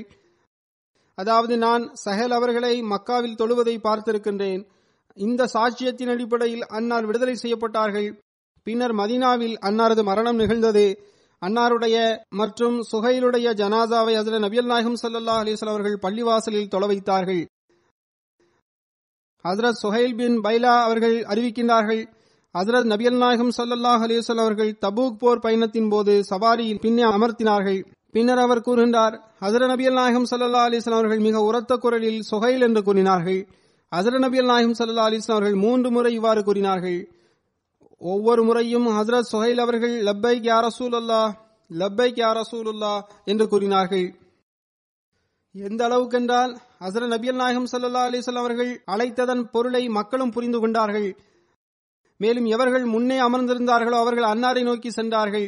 மேலும் எவர்கள் பின்புறம் அமர்ந்திருந்தார்களோ அவர்கள் அன்னாருக்கு அருகில் நெருக்கமாக அமர்ந்தார்கள். இது மக்களை அழைப்பதற்கும் அவர்களுக்கு கவனமூட்டுவதற்குமான ஒரு வழியாக இருந்தது. இவ்வாறு மக்கள் ஒன்று கூடிய பிறகு ஹஜ்ரத் நபிகள் நாயகம் ஸல்லல்லாஹு அலைஹி வஸல்லம் அவர்கள் கூறினார்கள், அல்லாஹ்வை தவிர வணக்கத்திற்குரியவன் வேறு யாருமில்லை என்றும் அவன் ஒருவனே என்றும் அவனுக்கு இணை எவருமில்லை என்றும் எவர் சாட்சி கூறுகின்றாரோ அவருக்கு அல்லாஹ் நெருப்பை ஹராமாக்கி விடுவான். இந்த வரலாற்று புத்தகத்தை இன்று முஸ்லிம்களும் படிக்கின்றனர். முஸ்லிம் யார் என்பதற்கான விளக்கம் இதில் உள்ளது. ஆனால் அவர்களின் செயல் இதற்கு எதிராக உள்ளது. மேலும் இவ்விஷயத்தில் அவர்கள் வழங்குகின்ற மார்க்க தீர்ப்புகளும் இதற்கு எதிராகவே உள்ளன. ஹஜ்ரத் அனஸ் அவர்கள் அறிவிக்கின்றார்கள், பேரித்தம்பழத்திலிருந்து தயாரிக்கப்படக்கூடிய ஃபசீஹ் என்ற மதுவை தவிர வேறு எந்த மதுவும் எங்களிடத்தில் அப்போது இருந்ததில்லை. ஒருமுறை அபு தல்ஹா அவர்களுக்கும் வேறு சில நபர்களுக்கும் நான் அந்த மதுவை வழங்கிக் கொண்டிருந்தேன். அப்போது ஒருவர் வந்து கூறினார், உங்களுக்கு செய்தி வந்துவிட்டதா என்று கேட்டார். அதற்கு என்ன செய்தி என்று நாங்கள் கேட்டோம். அதற்கு அவர் மது ஹராமாக்கப்பட்டு விட்டது என்று கூறினார். யாருக்கு மது வழங்கப்பட்டு கொண்டிருந்ததோ அவர்கள் அனஸ் அவர்களை நோக்கி கூறினார்கள், அனஸே, இந்த மது பானைகளை நீங்கள் உடைத்து விடுங்கள் என்று கூறினார்கள். அந்த நபர் இந்த செய்தியை வழங்கிய பிறகு அவர்களில் யாரும் மதுவை கேட்கவும் இல்லை, அதன் பிறகு ஒருபோதும் மதுவை குடித்ததும் இல்லை. ஒரு கட்டளை வந்தது. அந்த கட்டளைக்கு பிறகு எப்படி கட்டுப்படுதல் வெளிப்படுத்தப்பட்டதென்றால் மீண்டும் ஒருபோதும் மதுவை பற்றிய பேச்சு கூட பேசப்படவில்லை. மற்றொரு ஹதீஸிலிருந்து நிரூபணமாகின்றது, ஹஜ்ரத் அபு தல்ஹா அவர்களுடன் ஹஜ்ரத் அபு தஜ்ஜானா மற்றும் ஹஜ்ரத் சுஹைல் பின் பைலா அவர்களும் அப்போது மது அருந்திக் கொண்டிருந்தனர். தபூக் போரிலிருந்து திரும்பியவுடன் ஹிஜ்ரி 9ஆம் ஆண்டு அன்னாரது மரணம் நிகழ்ந்தது. அன்னாரின் ஜனாசா தொழுகையை ஹஜ்ரத் நபியல் நாயகம் ஸல்லல்லாஹு அலைஹி வஸல்லம் அவர்கள் மஸ்ஜித் நபிவியில் தொழ வைத்தார்கள். அன்னாரது மரணத்தின் போது அன்னாருக்கு பிள்ளைகள் யாரும் இருந்திருக்கவில்லை. ஹஜ்ரத் அப்பாத் பின் அப்துல்லா பின் ஜுபைர் அவர்கள் அறிவிக்கின்றார்கள், ஹஜ்ரத் ஆயிஷா அவர்கள் கூறினார்கள், ஹஜ்ரத் சாத் பின் அபி வக்காஸின் ஜனாசா மஸ்ஜிதை கடந்து செல்ல வேண்டும் என்று வழிகாட்டினார்கள். அதாவது மஸ்ஜிதிற்கு கொண்டு வர வேண்டும் என்று கூறினார்கள். அவ்வாறு செய்கின்ற பட்சத்தில் அன்னாரும் ஜனாசா தொழுகையில் பங்கு பெற முடியும் என்பதற்காக கூறினார்கள். மக்கள் ஹஜ்ரத் ஆயிஷா ரலியல்லாஹு அன்ஹா அவர்களின் இந்த கூற்றை வினோதமானதாக கருதினார்கள். எனவே ஹஜ்ரத் ஆயிஷா ரலியல்லாஹு அன்ஹா அவர்கள் மக்கள் எவ்வளவு விரைவாக விஷயங்களை மறந்து விடுகின்றனர் என்று கூறினார்கள். ஹஜ்ரத் நபியல் நாயகம் ஸல்லல்லாஹு அலைஹி வஸல்லம் அவர்கள் ஹஜ்ரத் சுஹைல் பின் பைலாவின் ஜனாசா தொழுகையை மஸ்ஜிதில் தான் தொழ வைத்தார்கள். திறந்த மைதானத்தில் தொழ வேண்டும் என்ற அவர்கள் விரும்பினார்கள். ஆனால் ஹஜ்ரத் ஆயிஷா ரலியல்லாஹு அன்ஹா அவர்கள் பள்ளிவாசலில் ஜனாசா தொழுகையை தொழ முடியும் என்பதையும் தெளிவுபடுத்திவிட்டார்கள். ஹஜ்ரத் துஃபைல் பின் ஹாரிஸ் ஒரு சஹாபி ஆவார். ஹஜ்ரத் துஃபைல் தனது சகோதரர் ஹஜ்ரத் உபைதா மற்றும் ஹஜ்ரத் ஹசீப் அவர்களுடன் பதர், உஹத் மற்றும் அகழ் போர் உட்பட அனைத்து போர்களிலும் ஹஜ்ரத் நபியல் நாயகம் ஸல்லல்லாஹு அலைஹி வஸல்லம் அவர்களுடன் கலந்து கொண்டார்கள். ஹஜ்ரத் நபியல் நாயகம் ஸல்லல்லாஹு அலைஹி வஸல்லம் அவர்கள் ஹஜ்ரத் துஃபைல் பின் ஹாரிஸ் அவர்களை ஹஜ்ரத் முன்சிர் பின் முஹம்மது அவர்களுடன் சகோதரத்துவ பந்தத்தை ஏற்படுத்தினார்கள். வேறு சில அறிவிப்புகளுக்கேற்ப ஹஜ்ரத் சுஃபியான் பின் நசர் அவர்களுடன் சகோதரத்துவ பந்தத்தை ஏற்படுத்தினார்கள். ஹஜ்ரத் துஃபைல் அவர்களின் மரணம் 70வது வயதில் ஹிஜ்ரி 32ஆம் ஆண்டு நிகழ்ந்தது. அடுத்து ஒரு சஹாபி ஹஜ்ரத் அபு சுலைத் அசீரா பின் அம்ர் ஆவார்கள். ஹசீரா பின் அம்ர் அவரது பெயராகும். அபு சுலைத் அவர்களது சுட்டுப் பெயராகும். அபு சுலைத் என்ற பெயரால் அவர்கள் மிகவும் பிரபல்யமாக இருந்தார்கள். அன்னாருடைய தந்தை அமர் அவர்களும் அபு ஹாரிஜா என்ற பெயரால் மிகவும் அறியப்பட்டார்கள். பதர் மற்றும் ஏனைய யுத்தங்களில் ஹஜ்ரத் நபியல் நாயகம் ஸல்லல்லாஹு அலைஹி வஸல்லம் அவர்களுடனேயே இருந்தார்கள். ஹஸ்ரஜின் கிளை கோத்திரமான அதி பின் நஜ்ஜாருடன் தொடர்புடையவர்களாக இருந்தார்கள். அன்னாரின் தந்தை அபு ஹாரிஜா அம்ர் பின் ஹைசும் சஹாபி ஆவார். பதர் யுத்தத்திலும் பங்கு பெற்றிருந்தார். அன்னாரின் மகனான அப்துல்லா அவர்கள் அன்னாரிடமிருந்து ஒரு அறிவிப்பை செய்கின்றார்கள். ஹஜ்ரத் நபியல் நாயகம் ஸல்லல்லாஹு அலைஹி வஸல்லம் அவர்கள் கழுதைக்கறி உண்பதை தடை செய்திருக்கின்றார்கள் என்று கூறினார். அப்போது பானைகளில் கழுதைக்கறி சமைக்கப்பட்டு கொண்டிருந்தது. நாங்கள் அந்த பானைகளை கீழே கொட்டிவிட்டோம். ஹஜ்ரத் சலபா பின் ஹாத்திப் அன்சாரி ஒரு சஹாபி ஆவார். அவர் பனு அம்ர் பின் அவுஃப் கோத்திரத்தோடு தொடர்புடையவராக இருந்தார். பதர் மற்றும் உஹத் போரில் பங்கு பெற்றிருந்தார். அவுஸ் கோத்திரத்தின் கிளையான ஏற்கனவே கூறப்பட்டது போன்று பனு அம்ர் பின் அவுஃப் கோத்திரத்துடன் தொடர்புடையவராக அவர் இருந்தார். பதர் மற்றும் வேறு சில யுத்தங்களிலும் அவர் கலந்து கொண்டதற்கான அறிவிப்பு வரலாற்றில் கிடைக்கின்றது. ஹஜ்ரத் அமாமா பஹலி அறிவிக்கின்றார்கள், சாலபா பின் ஹாத்திப் அன்சாரி ஹஜ்ரத் நபியல் நாயகம் ஸல்லல்லாஹு அலைஹி வஸல்லம் அவரிடத்தில் வந்து கூறினார்கள், ஒருமுறை, அல்லாஹ்வின் தூதர் ஸல்லல்லாஹு அலைஹி வஸல்லம் அவர்களே, எனக்கு அல்லாஹ் செல்வத்தை வழங்க நீங்கள் துஆ செய்யுங்கள் என்று கூறினார்கள். ஹஜ்ரத் நபியல் நாயகம் ஸல்லல்லாஹு அலைஹி வஸல்லம் அவர்கள், மிகவும் வேதனையாக உள்ளது, மிக குறைந்த மக்கள் தான் அல்லாஹ்வுக்கு நன்றி கூறுகின்றனர், மேலும் செல்வத்தை சமாளிக்கின்ற ஆற்றலும் அவர்களுக்கு இருப்பதில்லை என்று கூறி அவருக்காக துஆ செய்ய மறுத்துவிட்டார்கள். சிறிது நேரம் கழித்து அவர் மீண்டும் வந்து, அல்லாஹ் எனக்கு செல்வத்தை வழங்குவதற்காக துஆ செய்யுங்கள் என்று கூறினார். அப்போது ஹஜ்ரத் நபி ஸல்லல்லாஹு அலைஹி வஸல்லம் அவர்கள், உங்களுக்கு எனது அழகிய நடைமுறை போதுமானதாக இல்லையா? செல்வத்திற்காக ஏன் ஆசைப்படுகின்றீர்கள் என்று கேட்டார்கள். மேலும் கூறினார்கள், எந்த இறைவனின் கரத்தில் எனது உயிர் உள்ளதோ அவனது இருப்பின் மீது ஆணையாக நான் இந்த 2 மலைகளையும் எனக்காக தங்கமாகவும் வெள்ளியாகவும் ஆகிவிட வேண்டும் என்று கூறினால் அது அவ்வாறு ஆகிவிடும். ஆனால் நான் அவ்வாறு செய்வதில்லை. செல்வத்தின் மீது அந்த அளவிற்கு நேசம் கொள்ளக்கூடாது என்றும் கூறினார்கள். பின்னர் 3ஆம் முறையாக அவர் ஹஜ்ரத் நபி ஸல்லல்லாஹு அலைஹி வஸல்லம் அவரிடத்தில் வந்து கூறினார், இறைவன் உங்களை உண்மையுடன் அனுப்பியுள்ளான். இறைவன் எனக்கு செல்வத்தை வழங்குவதற்காக எனக்காக துஆ செய்யுங்கள் என்று வேண்டினார்.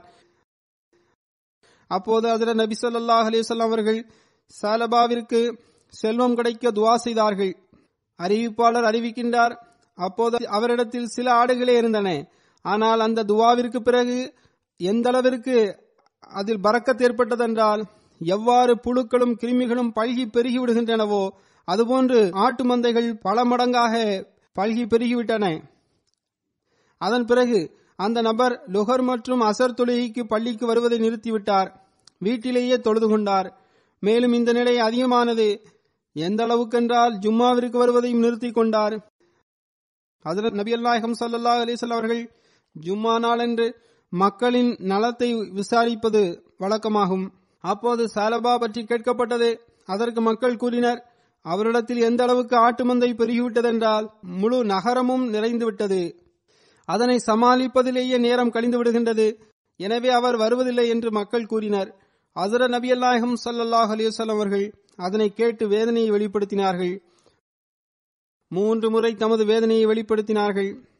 பின்னர் ஜக்காத் வசூல் செய்வது தொடர்பான வசனங்கள் இறங்கியதும் ஜக்காத் வசூல் செய்ய 2 நபர்களை ஹஜ்ரத் நபி நாயகம் ஸல்லல்லாஹு அலைஹி வஸல்லம் அவர்கள் அனுப்பி வைத்தார்கள். அந்த மக்கள் சாலபா அவரிடம் சென்றார்கள். அப்போது அவர் பல சாக்கு போக்குகளை கூறினார். ஜக்காத் கொடுக்கவில்லை. நான் யோசித்து கூறுகின்றேன், நீங்கள் ஜக்காத் வசூலிக்க வேறு இடங்களுக்கு செல்கின்றீர்கள், சென்றுவிட்டு வாருங்கள், அப்போது பார்க்கலாம் என்று கூறினார். அந்த மக்கள் மற்ற இடங்களுக்கு சென்று ஜக்காத் வசூல் செய்துவிட்டு வந்தனர். ஓரிடத்தில் ஒரு நபர் தமது சிறந்த ஒட்டகங்களில் ஒரு ஒட்டகத்தை ஜக்காத்தாக கொடுத்து விட்டார். அதற்கு நாங்கள் உங்களிடத்தில் சிறந்த ஒன்றை கேட்கவில்லை என்று கூறினோம். அதற்கு அவர் கூறினார், நான் மன மகிழ்ச்சியோடு தருகின்றேன், இதனை நீங்கள் பெற்றுக்கொள்ளுங்கள் என்று அவர் எங்களிடத்தில் கூறினார். எவ்வாறு இருப்பினும் ஒரு நீண்ட சம்பவமாகும். அவர்கள் திரும்பி வந்து ஜக்காத் கேட்டபோது சாலபா ஜக்காத் கொடுக்கவில்லை. ஜக்காத் வசூல் செய்வதற்கு சென்றவர்கள் திரும்பி வந்து ஹஜ்ரத் நபி ஸல்லல்லாஹு அலைஹி வஸல்லம் அவரிடத்தில் ரிப்போர்ட் செய்தார்கள். ஹஜ்ரத் நபி ஸல்லல்லாஹு அலைஹி வஸல்லம் அவர்கள் கூறினார்கள், அதன் பின்னர் இந்த வசனமும் இறங்கியது. சூரா தௌபாவின் 75வது வசனம் முதல் 77 வரையுள்ள முழு வசனமும் அவர்களுக்கு இறங்கியது. அப்போது சாலபாவின் ஒரு அன்பிற்குரிய நபரும் அங்கு அமர்ந்திருந்தார். இந்த விஷயத்தை கேட்டதும் அவர் சாலபாவிடத்தில் சென்று, சாலபாவே, உம்மீது வேதனை ஏற்படுகின்றது, அல்லாஹ் உம்மை பற்றி இன்னென்ன வசனங்களை இறக்கியுள்ளான் என்று கூறினார். சாலபா ஹஜ்ரத் நபி ஸல்லல்லாஹு அலைஹி வஸல்லம் அவரிடத்தில் சென்று என்னிடத்திலிருந்து ஜக்காத்தை பெற்றுக் கொள்ளுங்கள் என்று கூறினார். ஹஜ்ரத் நபி ஸல்லல்லாஹு அலைஹி வஸல்லம் அவர்கள், இப்போது உம்மிடமிருந்து ஜக்காத் வசூல் செய்வதை இறைவன் தடுத்து விட்டான் என்று கூறினார்கள். எனவே அவர் தோல்வியடைந்தவராக தமது வீடு திரும்பினார். பின்னர் ஹஜ்ரத் அபூபக்கர் அவர்களது காலத்திலும் ஜக்காத்தை எடுத்துக்கொண்டு சென்றார். அபூபக்கர் அவர்களும் ஒப்புக்கொள்ளவில்லை. ஹஜ்ரத் உமர் அவர்கள் காலத்திலும் சென்றார். அன்னாரும் ஒப்புக்கொள்ளவில்லை. எந்த விஷயத்தை ஹஜ்ரத் நபி ஸல்லல்லாஹு அலைஹி வஸல்லம் அவர்கள் மறுத்துவிட்டார்களோ அதனை நான் எவ்வாறு ஏற்றுக்கொள்வேன் என்று கூறி அனுப்பி வைத்து விட்டார்கள். ஹஜ்ரத் உஸ்மான் ரலியல்லாஹு அன்ஹு அவர்கள் கலிஃபா ஆனவுடன் அன்னாரிடமும் ஜக்காத்தை எடுத்துக்கொண்டு எனது ஜக்காத்தை ஏற்றுக்கொள்ளுங்கள் என்று அவர் கூறினார். அன்னாரும் அதனை ஒப்புக்கொள்ளவில்லை. மேலும் ஹஜ்ரத் உஸ்மான் ரலியல்லாஹு அன்ஹு அவர்களது காலத்திலேயே அவர் வஃபாத் ஆகிவிட்டார்.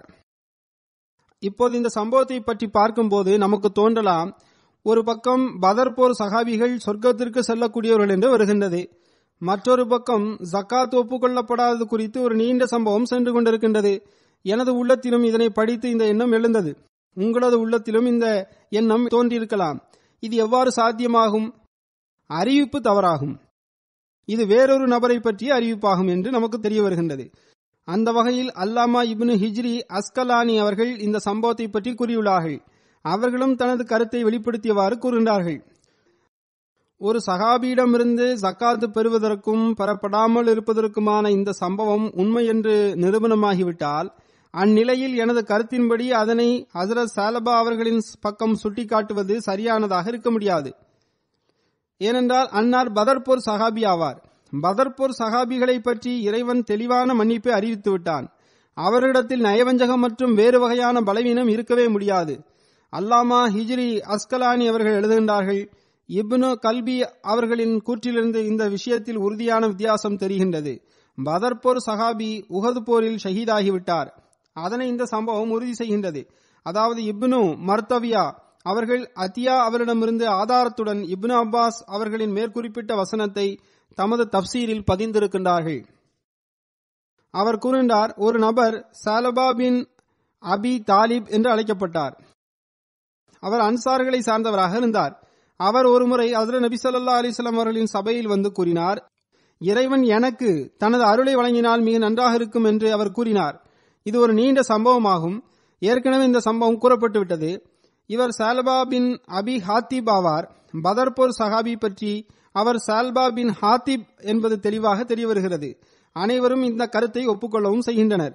ஹஜ்ரத் நபி ஸல்லல்லாஹு அலைஹி வஸல்லம் அவர்கள் கூறினார்கள், எந்த மக்கள் பதர் போர் மற்றும் ஹுதைபியா சந்தர்ப்பத்தில் பங்கு பெற்றார்களோ அவர்களில் எந்த முஸ்லிமையும் அல்லாஹ் நரகத்தில் போட மாட்டான். மற்றொரு ஹதீஸில் வருகின்றது, அல்லாஹ் பதர் போர் சஹாபிகளிடம் கூறினான், நீங்கள் விரும்பியவற்றை செய்யுங்கள், உங்களை நாம் மன்னித்து விட்டோம் என்றும் அல்லாஹ் கூறினான். மேலும் அவர் எழுதுகின்றார், எவருக்கு இப்படிப்பட்ட அந்தஸ்து கிடைத்திருக்குமோ அவரது உள்ளத்தில் நயவஞ்சகத்திற்கான எண்ணம் எப்படி இருக்க முடியும்? உள்ளத்தில் நயவஞ்சகம் இருக்கும் என்றால் அதற்கு கூலியாக சொர்க்கம் கிடைப்பது என்பது சாத்தியமற்ற ஒன்றாகும். பின்னர் எழுதுகின்றார்கள், ஏற்கனவே என்ன இறங்கியதோ அதற்கு மாற்றமாக எப்படி இறங்கும்? எனவே அந்த நபர் ஜக்காத்து கொடுக்காமல் இருந்தவர் வேறொருவர் ஆவார். ஆனால் இந்த சம்பவம், அதாவது ஹஜ்ரத் சாலபா அவர்கள் அவரை பற்றியது அல்ல.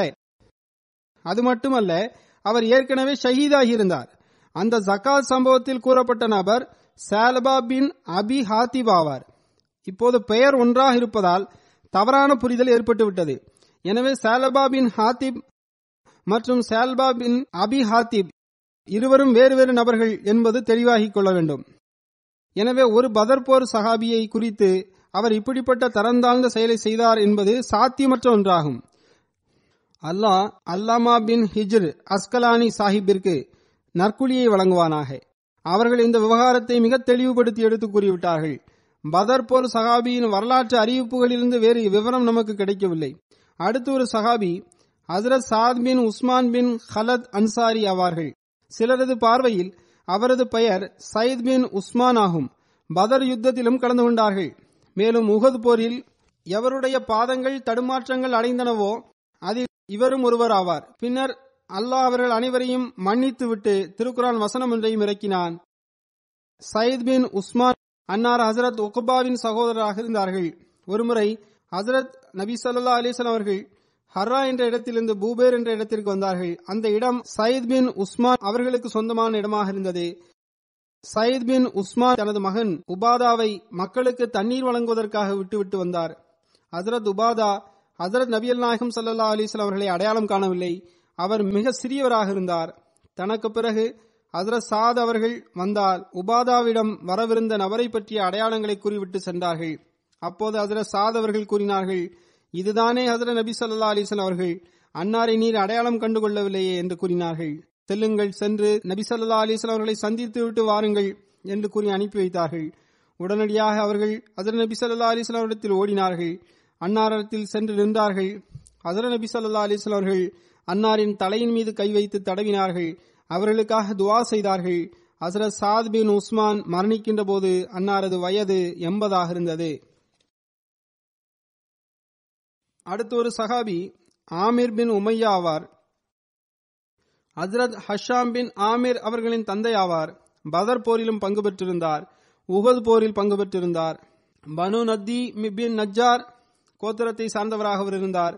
ஹஜ்ரத் ஹஷாம் பின் ஆமிர் அறிவிக்கின்றார், ஹஜ்ரத் நபி ஸல்லல்லாஹு அலைஹி வஸல்லம் அவரிடத்தில் உஹது போரில் ஷஹீதானவர்களை அடக்கம் செய்வது பற்றி கேட்கப்பட்டது. அப்போது ஹஜ்ரத் நபி ஸல்லல்லாஹு அலைஹி வஸல்லம் அவர்கள் கூறினார்கள், பெரிய கபரை தோண்டுங்கள், 2 அல்லது 3 பேரை ஒரு கபரில் இறக்குங்கள், யாருக்கு திருக்குரான் அதிகமாக தெரியுமோ அவரை முதலில் இறக்குங்கள் என்று கூறினார்கள். ஹஜ்ரத் ஹஷாம் பின் ஆமிர் அறிவிக்கின்றார்கள், எனது தந்தை ஆமிர் பின் உமையா மற்ற 2 நபர்களை விட முன்பாக கபரில் இறக்கப்பட்டார்கள்.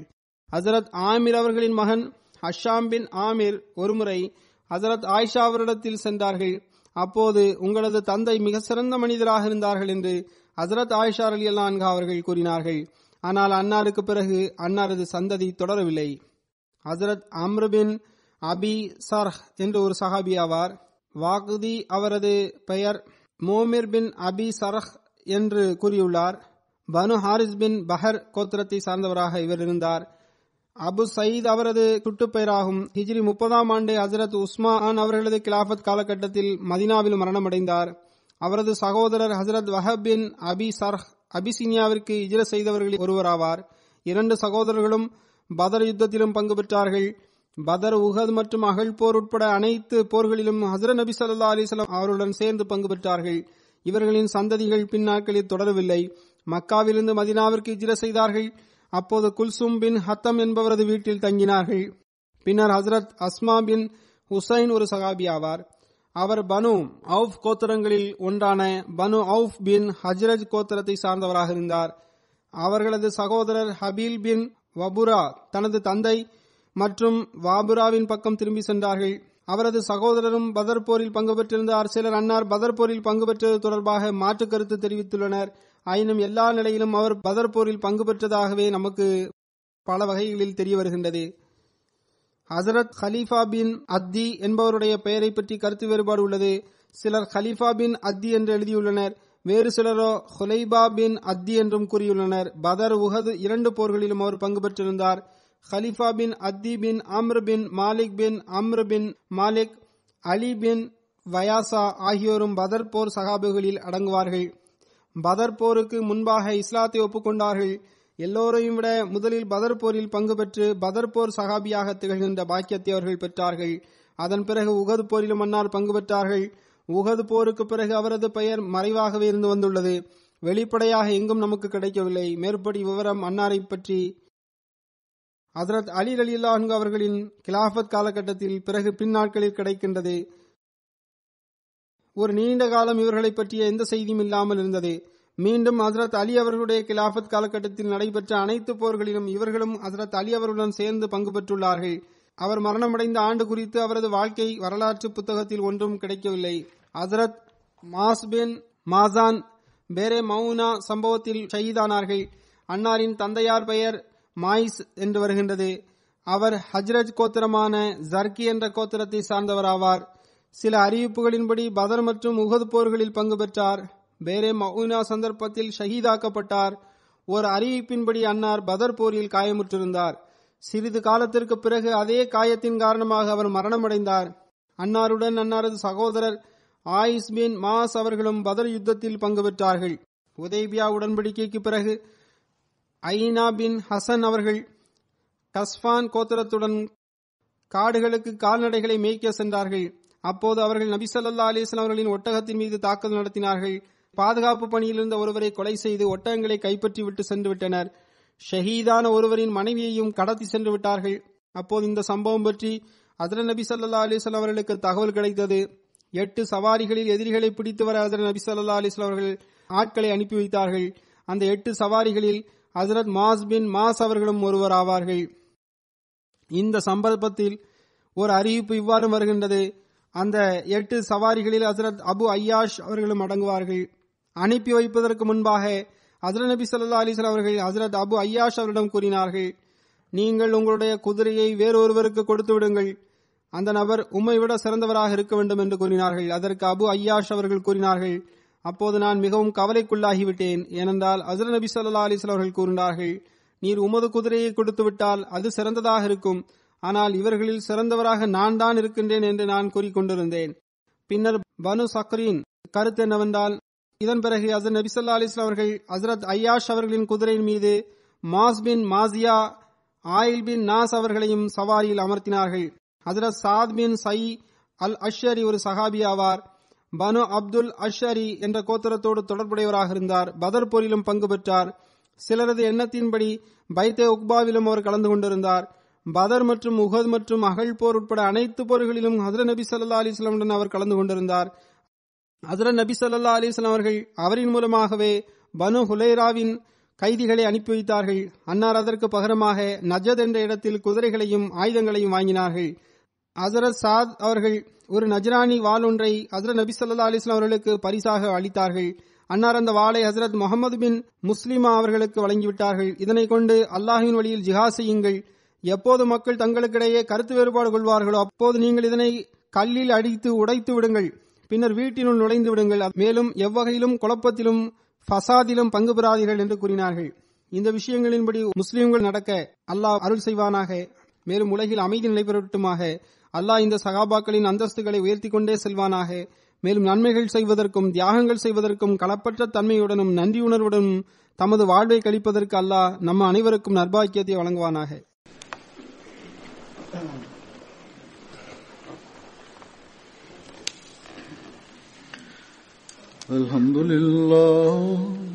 அல்ஹம்துலில்லாஹ் நஹ்மதுஹு வ நஸ்தஈனுஹு வ நஸ்தக்ஃபிருஹு வ நு'மினு பிஹி வ நதவக்கலு அலைஹி வ நஊது பில்லாஹி மின் ஷுரூரி அன்ஃபுஸினா வ மின் ஸய்யிஆத்தி அஅமாலினா من يهده الله فلا مضل له ومن يضلل فلا هادي له ونشهد أن لا إله إلا الله ونشهد أن محمدا عبده ورسوله عباد الله رحمكم الله إن الله يأمر بالعدل والإحسان وإيتاء ذي القربى وينهى عن الفحشاء والمنكر والبغي يعظكم لعلكم تذكرون اذكروا الله يذكركم وادعوه يستجب لكم ولذكر الله أكبر.